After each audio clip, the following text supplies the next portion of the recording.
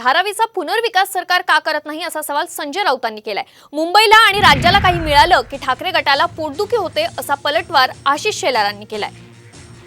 भारतीय जनता पक्षाचे जावई गौतम अडाणी आणि त्यांची कंपनी यांना संपूर्ण मुंबईचा 7/12 त्यांच्या नावावरच केलेला आहे, अशा पद्धतीचा तो प्रकल्प निर्माण केलेला आहे। धारावीतल्या गरीब लोकांना त्यांची घर मिळायला पाहिजेत, त्यांचे तिकडे जे व्यवसाय आहेत वेगळ्या पद्धतीचं ते व्यवसाय त्या तिथेच त्यांनी करण्यासाठी त्यांना जागा मिळायला पाहिजे, ही आमची भूमिका आहे।